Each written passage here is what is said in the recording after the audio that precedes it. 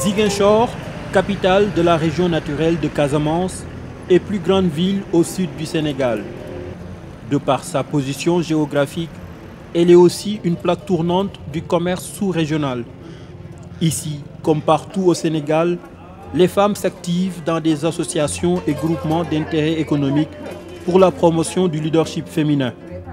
Pour nous tous, cela est un défi parce que ce que nous cherchons, c'est que ces femmes-là puissent participer au niveau du foyer, mais puissent aussi participer là où se prennent les décisions.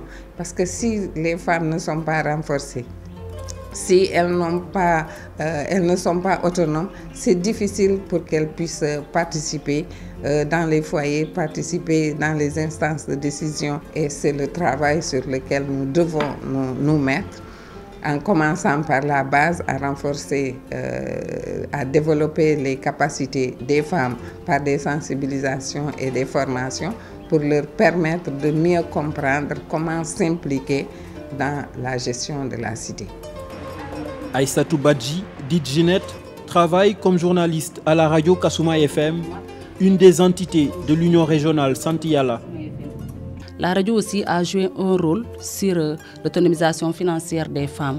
Par exemple, si on affiche un thème, parce que ici, chaque vendredi, je me retrouve avec le comité de gestion de la radio pour choisir un thème que nous appelons le thème de la semaine, en se basant sur des thèmes stratégiques, qui sont l'accès des femmes à la terre, violences faites aux femmes, l'autonomisation financière des femmes, mariage précoce, grossesse précoce, l'exode rural, etc. À plusieurs centaines de kilomètres de là, dans la région de Kolda, située en Haute-Casamance, Tida Mbalo Kandé réceptionne sa ration journalière de lait de vache. À la tête d'une PME familiale spécialisée dans la transformation de lait de vache, avec un chiffre d'affaires annuel de 36 millions de francs CFA, cette mère de 6 enfants mesure aujourd'hui tous les efforts consentis pour en arriver là. J'ai commencé en 2002. De 2002, j'ai commencé par 5 litres, 10 litres, 15 litres, petit à petit, pour voir si le produit est possible de le mettre sur le marché. Jusqu'en 2007. C'est en 2007 que j'ai eu l'autorisation de fabrication du lait pour le faire, pour le mettre sur le marché.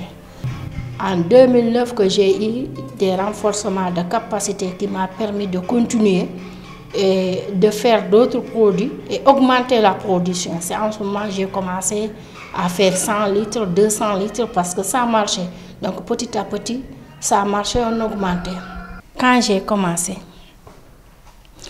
ce qui m'a motivé de le faire, il fallait que je travaille. Pour ne pas attendre quelqu'un, c'était pour ma maman. Et là, je me suis fixé vraiment, il faut que je réussisse. Il faut que je travaille pour moi, pour elle, pour mes enfants. Ça m'a permis de soutenir mon mari. Ça m'a permis aussi de soutenir.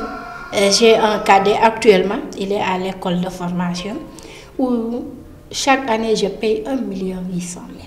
C'est la laiterie qui le fait. Changement de ville et de décor, nous sommes à Mboro, dans la région naturelle des Niayes, à quelques 117 km de Dakar.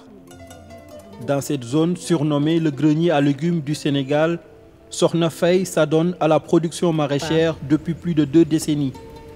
Sa spécialité, la culture de l'oignon. Ma principale contrainte, c'est l'accès au financement.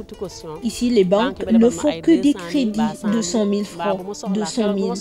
Il faut déposer une caution pour en bénéficier. La seule fois que j'ai eu un financement de 300 000 francs, c'était pour acheter un moteur et construire un mini-forage. C'est avec l'argent tiré de mes productions que j'ai remboursé intégralement le prêt en 2 versements. Si j'avais la possibilité d'avoir accès au crédit, j'aurais pu gagner des millions dans cette activité. Le leadership féminin au Sénégal est incarné aussi bien par les femmes entrepreneurs que celles diplômées.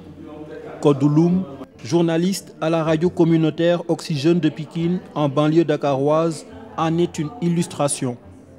Elles ne sont pas incapables et elles l'ont démontré durant tout un processus.